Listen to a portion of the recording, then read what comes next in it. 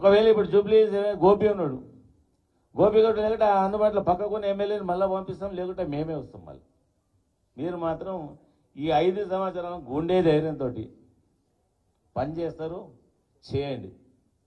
ఈ ఎన్నికలలో పార్లమెంటులో విజయాలు సాధించి కొన్ని సీట్లలో మనం విజయాలు సాధించి చేస్తే కేంద్రంలో కూడా మనకు ఏదైనా కానీ తెలంగాణకే కానీ మనకే కానీ ఏదైనా ఉంటే మాట్లాడే సభ్యులు ఉంటే ఇంకేదైనా విజయాలు సాధించే అవకాశం ఉంటుంది. ప్రాణాలకు సైతం వెనుకాడకుండా మన నాయకుడు అప్పుడు వచ్చి తెలంగాణ సాధించుకున్నాం. ఇవాళ చాలామందిని చూస్తూ ఉన్నాం. ఆ మధ్యనే మీకు అందరికీ బాగా తెలుసలేదు, ఎన్నికలలో ఒక మాట అనుకుంటూ పోతే అమిత్ షాను ప్రెస్లో ఒక క్వశ్చన్ అడిగారు. అరే ఏమి మీరు ఇవన్నీ చెప్తా ఉన్నారు, ప్రతి ఎన్నికలలో వాగ్దానాలు చేస్తూ ఉన్నారు, మళ్ళీ మీరు ఇంప్లిమెంట్ మాకు కనిపిస్తలేదు ఏంటని చెప్పి ప్రెస్ సోదరులు అడిగితే, మీరంతా బహుశా మీకు అంటే నేను వాట్సాప్లో ఇప్పిమంటే ఇప్పిస్తాను. ఆయన ఒకటి ఇవాళ భారతదేశం 2వ ప్రధానమంత్రి ఉంటాడు, ఆయన అంత ముఖ్యమైన వ్యక్తి. ఆయన ఏమంటాడంటే ये सब इलेक्शन के मुद्दे सब बातें बोलते लेकिन कुछ भी नहीं करते అని చెప్పాడు. జుమ్లా ఎలక్షన్ కా జుమ్లా. ఎలక్షన్లలో చాలా చెప్తాము, చేయము, ఎన్నికలకు వెళ్ళడానికి చాలా చెప్తాము అని చెప్తాడు తెలుగులో ఆయన. ఇక అది వాళ్ళ పరిస్థితి. కాంగ్రెస్ క్యాండిడేట్ గురించి నేనైతే నా నోటి నుండి మాట్లాడదలుచుకోలేదు. మీరు అందరు చెప్తా ఉన్నారు, నాకు మీరు కొద్దిగా ఇబ్బంది పడతా ఉన్నాం ఆయన గురించి. ఇక కిషన్ రెడ్డి గారు మొన్న ఈ మధ్యన సార్ దగ్గర మీటింగ్ పోయినా, మేమందరం నగర ఎమ్మెల్యేలు అందరం ఉన్నాము. మన ఎమ్మెల్యే 1-2 చోట్ల లేకుంటే వాళ్ళు కూడా ప్రతినిధులు వచ్చారు. మా దగ్గర ఏమి డెవలప్మెంట్కు ₹1 కోటి పని చేయలేదు సికింద్రాబాద్లో. అయితే నీళ్ళ ట్యాంక్ అంటే ఏం చేయాలి, ఎండాకాలంలో దాతలు కూడా పెడతారు నీళ్ళ ట్యాంకులు, ఏదైనా ఎండకి పడితే చెట్లు ఇప్పిస్తూ ఉంటారు. నా రాజకీయ జీవితంలో కొన్ని వందలు చూసినటువంటివన్నీ. సమయం దొరికింది కదా, సార్ వచ్చేదాక భోజనం చేసి కూర్చోరని చెప్తే నేను గోపిని అడిగిన, నీ దగ్గర బాగా డెవలప్మెంట్ చేసిందంటే మా దగ్గర చేయలేదు అన్నాడు. కాలేరుని అడిగిన వెంకటేష్, ఆయన చేయలేదు అన్నాడు. కనీసం ముషిరాబాద్ అమర్పేట దగ్గర కదా అని చెప్పేసి ముషిరాబాద్ ఎమ్మెల్యే మా గోపాలన్నని అడిగిన, మీ దగ్గర ఫండ్స్ బాగా మా దగ్గర కూడా పెట్టలేదు అన్నాడు. ఇట్లా అందరు ఎమ్మెల్యే, నేను ముందు నా దగ్గర కూడా ఏం పెట్టలేదని చెప్పిన. మా దగ్గర మామిడిపల్లి ఒక ఎంఆర్ఓ ఆఫీస్ రేకులు, ఇక మేమైతే గొప్పగానే భావిస్తున్నాం. రేకుల షెడ్ వేసి ఉండే అమాతమాన షెడ్ వేసి లేకుంటే ఏం లేదు కదా. అయితే జనరల్గా నాకు తెలిసిన విషయం ఏంటంటే ఎంపీ ల్యాండ్స్ అని అప్పుడు ఒక 5 కోట్లు ఉంటున్నాయి పార్లమెంట్ మెంబర్లు. ఈవెన్ దత్తాత్రేయ గారు కూడా, ఆయన కూడా బీజేపీ పార్టీ ఎంపీ కదా, ఎన్నో హోదాలు ఇంత పని ఓ మర్యాద మనిషి చేసినా చేయకున్నా పాపం దత్తాన అప్పుడు అట్లా పోయింది. ఆయన కొన్ని ఫండ్స్ ఆయన పెట్టింది అప్పుడు, ఈయన ఆయనతో కూడా లేదు. మళ్ళీ ఎంపీ ల్యాండ్స్ ఏమవుతున్నాయో తెలియదు. ఈ ఎంపీ ల్యాండ్స్ 500 కోట్లు, 5 కోట్లు కాదు, 1000 కోట్లు 2000 కోట్లు అంటే కూడా మన రాష్ట్రాన్ని తీసుకొచ్చే ఎన్నికలు వచ్చినాయి, ఇక మళ్ళీ వస్తూ ఉన్నారు. ఇంకో సంగతి, మా రామ్ మళ్ళీ నా మీద గులుగుతాడో ఏం సంగతి పక్కపోయినాక ఏం లే, వేరే మాటలు ఏం చెప్తలేను నేను. జై శ్రీరామ్ అని ఒకటి తీసుకున్నాం. జై శ్రీరామ్ పట్టా సర్టిఫికేటా మీకు? మేము రాము టెంపుల్ లేదా? ఈవెన్ శ్రీరామనవమి కాకుండా ఉగాది నాడు కూడా పచ్చడి చేస్తారు మా ఇంట్లో. ఉగాది నాడు కాదు, శ్రీరామనవమి నాడు కూడా చేస్తూ ఉంటారు. రాముడిని అందరం పూజ చేస్తాం కదా, ఏదో రావణునికి అయితే పూజ ఎవరైనా చేయరు అనుకుంటా. నేనైతే అని ఎవరైతే అన్న దాఖలాలు అయితే లేవు. మేమంతా కూడా హిందువులము, ముస్లిమ్స్ ఉన్నారు, వాళ్ళ మతానికి సంబంధించి వాళ్ళు పూజ చేస్తాం. ఇదేదో వాళ్ళకి పట్టా దొరికి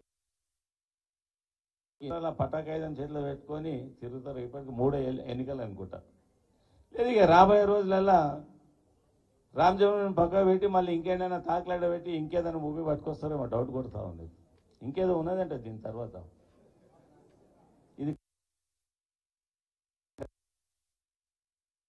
ఇది పట్టదు, పేదోళ్ళ బ్రతుకుదెరువుకు ఏం చేయాలి కేంద్ర ప్రభుత్వం నుంచి అని లేదు. ఒకటే 1 పాయింట్ ప్రోగ్రామ్ జై శ్రీరామ్. ఇప్పుడు నాకు కూడా నవ్వాల్సి వస్తుంది, అలా గురించి చెప్పినప్పుడు నేను కూడా నవ్వాల్సి వస్తుంది జై శ్రీరామ్ అని. ఇది వాళ్ళు చేసేది.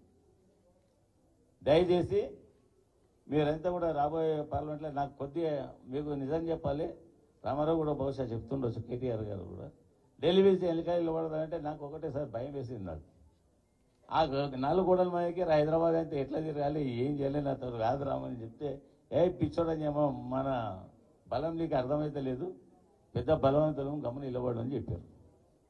ఆయన కాదు కాదు అనుకుంటుంటే మా బాజ్ పిలిచండి, ఇక బాజ్ ఒకరిద్దరు, అరే తప్పదురా ఇక ఖచ్చితంగా ఆయన అయితే నో అనలేదు, నేను అందరిని అంటగానే ఆయన నో అనలేదు, ఈ ఎలక్షన్ ప్రిపేర్ కావాల్సిందే నేను పోతున్నాను అని చెప్పిన. పోయినా ఆడ చెప్పిండు, అన్నీ మాట్లాడాడు. ఆయన అండం ఉంటే ఈ సికింద్రాబాద్ పార్లమెంట్ కాదు, నన్ను పోయి ఢిల్లీలో పోటీ చేయమనే చేస్తాడు.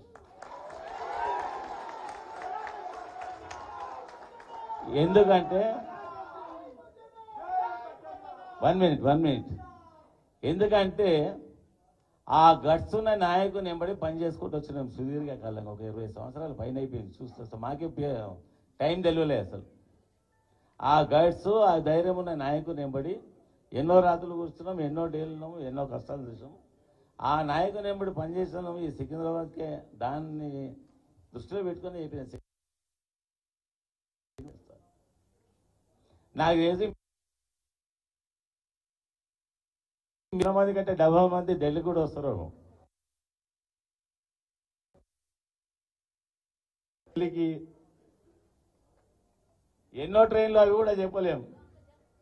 కార్లలో పోయినారు ఢిల్లీకి, కార్లలో ఢిల్లీకి పోయే అవసరం అంటే మాట్లాడాలి భయపడ్డాము. కానీ మా నాయకుని ఏం నమ్మకమో ఒక్కొక్క ప్రోగ్రాం తీసాడైతే అది మైండ్లో ఎట్లా వస్తుంది ఏమో అర్థం కాదు నాకు. ఢిల్లీకి వీలైనంత స్పందించారు. ఆ టైంలో పోయినాం. తెలంగాణ ఉద్యమాన్ని చదివించిన మనము పార్లమెంట్ ఎలక్షన్ మనకేదో లెక్క కాదు నేను అనుకుంటున్నాను. మీరేమనుకుంటారో మళ్ళీ నాకు తెలియదు, ఎవరు సపోర్ట్ చేస్తలేరు. ఓ లెక్కనా మనకు పార్లమెంట్ ఎన్నికలు? అట్లా ప్రకటన జరిగింది. జరిగినప్పటి నుంచి నేను అందరికీ తెలంగాణ జిల్లాలు అన్ని తిరిగినాయి. నేను అప్పట్లో హైదరాబాద్లో ఏందో నేను కూడా ఊహించలే, ప్రమాణంగా చెప్తా ఉన్నా, నేను ఊహించలే ఎంపీ క్యాండిడేట్ అంటే. అప్పుడు అనిపించింది అంటే నాకు కూడా ఇంత క్రెడిట్ ఉంది హైదరాబాద్ సిటీలో అనిపించింది. అప్పుడు కనుక తెలియదు నాకు, జోక్ కాదు, బాగా లేసింది అది. నేను ఎప్పుడు ఆ సికింద్రాబాద్ ఆడనే చేస్తాను. వీళ్ళందరూ నన్ను తిట్టిన వాళ్ళే, వీళ్ళంతా సుధప్పతలు గారు నా పక్కకున్న వాళ్ళు, నిజంగా చెప్తున్నా. అది ఇడిసి బయటికి రాడు, ఎక్కడ కనిపించాడు అని చెప్పేసి ఇక ఆ ప్రాంతం వాళ్ళంతా నన్ను అక్కడ నిరంతరంగా నా మీద కొన్ని నమ్మకాలు ఉంటాయి, ఆ నమ్మకం చేస్తూ ఉంటాను. ఇక వేరే ఇలా నిశాచ డేలా కాలువన వాళ్ళంతా అరే రాత్రికో గైతో కైసా బి మిల్తా అని చెప్పి రాత్రికి పోతే ఎట్లయినా కలుగుతాను. ఇక రాత్రి అందరూ చెప్తా ఉన్నారు స్పీచ్లలో చెప్తుంటే ఏం చెప్తాను, ఇదే 3 గంటలకు పోయినా కానీ కలుస్తారా అంటిగా పండుకునేరా ఇక. అట్లా అంటే మనమే నమ్మకాలు పెట్టుకొని మన కార్యకర్తలు ఎంతో కృషి చేస్తూ ఉంటారు. వాళ్ళకి ఏదైనా సమయం వచ్చినప్పుడు మనం అందుబాటులో ఉండాలి. అవి నాయకునికి లక్షణాలు పెట్టుకోవాలి. మనం నాయకునికి ఆ లక్షణాలు ఉండాలి. నాయకుని తీరపోతే కలుస్తాడు. భారతదేశ 100కు 100 సమస్యలు మన దగ్గర ఏదైనా మ్యాజిక్ ఉంటుందా? చేయలేము. కానీ ప్రయత్నం చేస్తే ఎక్కువ సంఖ్యలో మనం పరిష్కారాలు చేయగలుగుతాం. దురదృష్టవశాత్తు ఫండ్ తీసుకోవాలి అది ఇది అని చెప్పి కొన్నిసార్లు జీవో రిలీజ్ చేయించుకున్నాం. ఈ దుర్మార్గం మళ్ళీ చేస్తారో చేయరో నాకైతే తెలియదు. పైసలు లేవు, పాత పనులన్నీ క్యాన్సల్ అంట, మన పేపర్లో చూసినాను. సరే అట్లా గిట్ట అయిందో అంటే రోడ్డు మీద పడి బిచ్చం అడుగుతాం. ఒక స్కూల్ కట్టాలని ఉన్న బిల్డింగ్లు కొలగొట్టినాను నేను. 30 కోట్ల రూపాయలు మన ముఖ్యమంత్రి గారు అప్పట్లో ఫండ్స్ ఇచ్చేయండి పోగానే. హాస్పిటల్కు 13 కోట్లు అడిగితే హాస్పిటల్కి ఫండ్స్ ఇమీడియట్గా రిలీజ్ అయిపోయింది. ప్రభుత్వం మనదే కదా అని నేను కూడా కొంత నెగ్లిజెన్స్ చేశాను. అంటే ఊహించలే ఇట్లా జరుగుతాయి. అంటే ఆ 30 కోట్లు అంటే ఆయనకు పెద్ద అప్పుడు ఫండ్ ఇవ్వాలంటే 14కు 30 కోట్లు అలాట్మెంట్ చేయాలంటే పెద్ద ఫండ్ కాదు అది అప్పుడు మన ప్రభుత్వంలో. కానీ ఊహించని పరిణామాలు ఒక్కోసారి జరుగుతూ ఉంటాయి. ఆ ఊహించని పరిణామాలు జరిగినప్పుడు ఖచ్చితంగా ఏ ఇష్యూ అయినా కానీ మేము ఉన్నామని చెప్పి ఆడ నిలబడతాం. గతంలో నిలబడ్డాం రాష్ట్ర సాధనకు, ఇప్పుడు నిలబడతాం. మనం భయం పడే ప్రసక్తి లేదు. దయచేసి ఉన్న పరిస్థితులకు మీరంతా కూడా ఎన్నికలు కనుక నా పేరు చెప్తే మిమ్మల్ని ఎవరు సమాజంలో ఎవరు తిట్టడు. ప్రజల కోటు ఏంటంటే వారు ఒక మంచి వ్యక్తికి ఓటు అప్పీల్ చేయడానికి వచ్చారు అని చెప్తా ఉంటారు. మహిళలకు ముఖ్యంగా మీకు కూడా చెప్తా ఉన్నా, పేరు చెప్పుర్రి, అధ్యక్షుని పేరు చెప్పుర్రి, మన పార్టీ పేరు చెప్పుర్రి, నా పేరు చెప్పుర్రి. గెలుస్తామనే ఒక ఆశ మాత్రం కనిపిస్తూ ఉంది.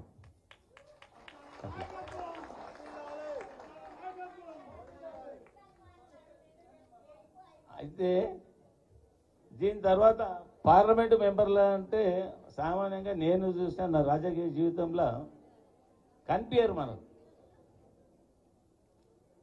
నన్ను మాత్రం అట్లా ఊహించగాను మీ ధమాకులు తినేస్తే 24 గంటలు మీ కళ్ళ కూడా కనిపిస్తుంటాయి సిటీ మొత్తంలో.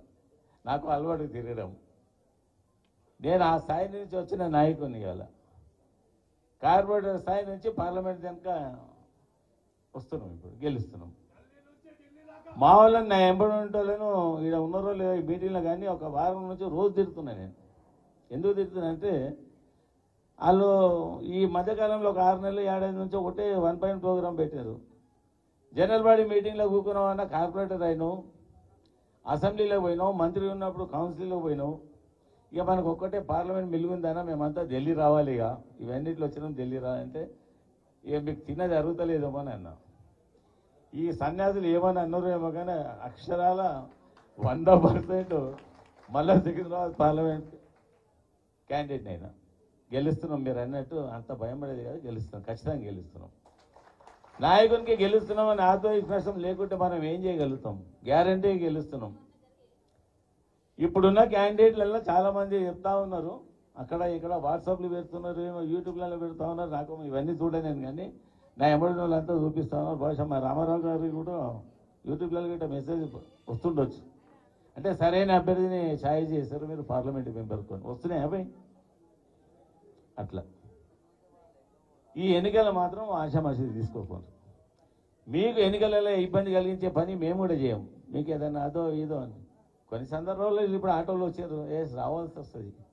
నేను ఎక్కడెక్కడో జిల్లాలకు పోయినా, నాకు ఒకప్పుడు బండి లేకుండా మీకు విషయం చెప్పడం మర్చిపోయినా. నేను బండి లేకుంటే నేను ఆటోలో పోతుంటే ఓ పాండ వేసుకొని మళ్ళీ బాస్ల దగ్గర పోతుంటే అప్పుడు నీ బండి ఏదో అంటే నన్ను ఇడిసేసి పని మీద పోయిందని చెప్పుకుంటుంటే జోక్ కదా, మన ఊళ్ళట కాదు ఇది. బండి లేకుండే నాకు, అంటే నేను రాజకీయాలు స్టార్ట్ అయినప్పుడు, ఇప్పుడు కాదు. ఇప్పుడు బండి లేదంటే మా కార్యకర్తలు ఒకటి కాదు 4 బండ్లు ఇప్పిస్తారు ఇప్పుడు మా సికింద్రాబాద్ వాళ్ళు. ఇప్పుడు పార్లమెంట్ కూడా జత అయింది. అట్లా జీవితం లోపల చాలా మటుకు వస్తాయి. నేను ఆ రోజు భయం పడి కాదని చెప్పేసినా కానీ ఇంటికి వచ్చిన తర్వాత ఆలోచన చేశాను. మాది రాజకీయ కుటుంబం కాదమ్మా, మీకు అందరూ కూడా నాది పొలిటికల్ ఫ్యామిలీ కాదు. నా నుండే రాజకీయాలు మొదలైన మా కుటుంబంలో కానీ మా ఖాందంలో కానీ. దానికి కారకుడు కారణము మా బాస్, చిన్న బాస్ కాదు, మా పెద్ద బాస్. నాకు మాత్రం ఆయనే బాస్, ఎందుకంటే ఆయన వెంబడి ఉండి ఉండి అదే అయిపోయింది. ఏదిలో మాత్రం నాకు కొడుకు లేక నన్ను చిచ్చా అంటుంటాడు, నాతో ఫుట్బాల్ ఆడుతున్నాడు. ఈయన మీరు అంతేనేమో గెలుస్తామో అది ఇది అని చేస్తే పక్క కూకొని నాకు సూదులు కూర్చుతున్నాడు, నాతో కలిసి ఉండు, నేను నీ ఓటర్ను అంటున్నాడు. నిజంగా అన్నాడు ఇది. ఇక దాన్ని అబద్ధాలు గిట్ట ఆయన ఆడితే నేనేం చేయలేను. ఇక పక్కకు నవ్వే డాగేస్తున్నాడు, ఇప్పుడు బ్లాక్మెయిల్. అట్లా గ్యారంటీగా ఎన్నికలలో విజయం సాధిస్తున్నాం, మనం గెలుస్తున్నాము. కొద్ది ఇబ్బందులు ఉంటాయి. ఈ గతంలో మనం చదివి చూసిన ఇబ్బందులకు ఇది లెక్క కూడా కాదు. మా సికింద్రాబాద్ వాళ్ళంతా ఇక్కడ ఉన్నారు పాపం, ఏం చేయాలి ఓసారి అనిపిస్తూ ఉన్నది. మళ్ళీ వీళ్ళు మా అన్న అక్కడ పోతాడా ఇక్కడ పోతాడా ఏమో అని అనుకుంటారు. ఎక్కడ పోయినామో ఆ టగర్ బస్సులు నేను ఇల్లు ఉంటుంది, మీ ఎంబడే ఉంటాయి, నేను ఎంపీనైనా కానీ మీరేమి ఇబ్బంది పడే అవసరం లేదు. మీరు కూడా ఈ ఎన్నికల పార్లమెంటు మెంబర్లు నేను చూసిన రాజకీయ జీవితంలో ఎవరు జనాలకు కనిపించరు. ఎన్నికలు అయిపోయిన తర్వాత మీరు వెనకాలే ఈ నిశాచారుడు ఏంది, ఎప్పుడు ఏ రోడ్డు మీద చూస్తే ఆ రోడ్డు మీద ఎంపీ కనిపిస్తాడు, మా ఎంపీ అని చెప్పేసి.